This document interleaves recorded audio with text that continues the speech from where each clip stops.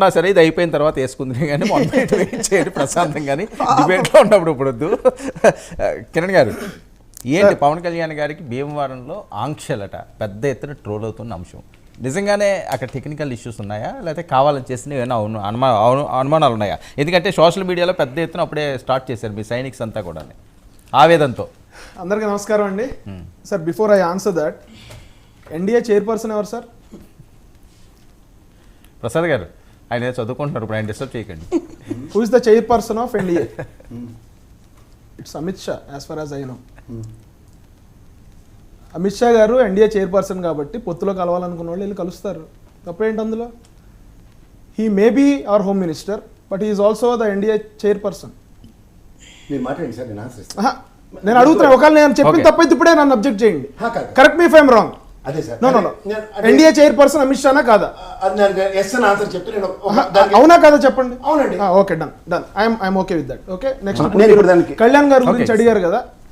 కళ్యాణ్ గారు భీమవరం పర్యటన ఖచ్చితంగా ప్రభుత్వ కుట్ర. అంతకుముందు భీమవరం ఆ కాలేజ్లో చాలామంది ఆ హెలిప్యాడ్లో దిగారు, వెంకయ్యనాయుడు గారు కూడా దిగారు. ఈ రోజున all of a sudden Pawan Kalyan గారి పర్యటనకే ఆ హెలిప్యాడ్ ఎందుకు పనిచేయదు? ఆ చుట్టుపక్కల ఉన్న బిల్డింగ్లు ఇప్పుడే ఎందుకు ఊగిపోతాయి హెలికాప్టర్ వస్తే? అది ప్రభుత్వమే చెప్పాలి. ప్రభుత్వం ఖచ్చితంగా ఆర్ఎండ్బి అధికారుల మీద ప్రెజర్ పెట్టి పవన్ కళ్యాణ్ గారి హెలికాప్టర్ ల్యాండింగ్కి వాళ్ళు సాకులు చూపిస్తూ ఉన్నారు. అలాగే అమలాపురంలో కూడా వాళ్ళు సాకులు చెప్తా ఉన్నారు. కాకినాడలో కూడా వాళ్ళు సాకులు చెప్పి ఎక్కడో 35 కిలోమీటర్ల దూరంలో ఉన్న గొల్లప్రోలు అనే ఒక మున్సిపాలిటీలో ఆయన ల్యాండింగ్కి వాళ్ళు చేయమంటుంటే, ఈ రాష్ట్రం ఏమన్నా మీ జాగిరా అని అడుగుతా ఉన్నా. రాష్ట్రం ఏమన్నా మీ జాగిరా?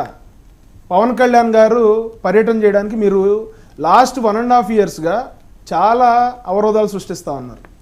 ఎక్కడికి వెళ్తే అక్కడ ఆయన వైజాగ్ వెళ్తే కారులో నుంచోనివ్వరు, ప్రజలకు అభివాదం చేయనివ్వరు, హోటల్లోంచి చేతులు ఊపుతున్నా కూడా దాన్ని కూడా వీళ్ళు ఆంక్షలు పెట్టి ఇబ్బంది పెడతారు. దాన్ని పవన్ కళ్యాణ్ గారికి సపోర్ట్గా వెళ్ళిన మా కార్యకర్తల మీద హత్యా ప్రయత్నం కేసులు పెడతారు. తర్వాత ఇప్పటం గ్రామానికి గ్రామస్తుల్ని పరామర్శించడానికి వెళ్తానంటే అక్కడ పోలీసులు వచ్చి అడ్డుకుంటారు, మీరు వెళ్ళటానికి వీల్లేదంటారు.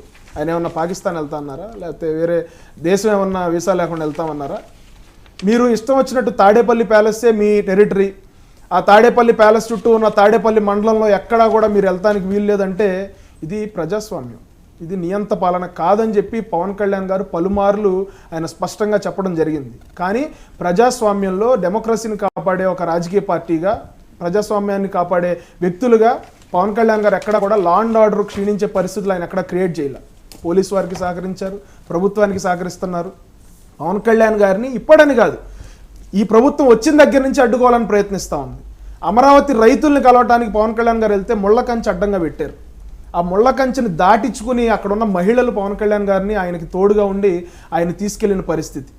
జగ్గయ్యపేటలో హైదరాబాద్ నుంచి మంగళగిరి వెళ్తుంటే జగ్గయ్యపేటలో మీరు బార్డర్ దగ్గర ఆపినప్పుడు కూడా ప్రజలు వీళ్ళ పెట్టిన బ్యారికేడ్స్ అన్ని ఛేదించుకుని పవన్ కళ్యాణ్ గారు తీసుకెళ్లిన పరిస్థితి.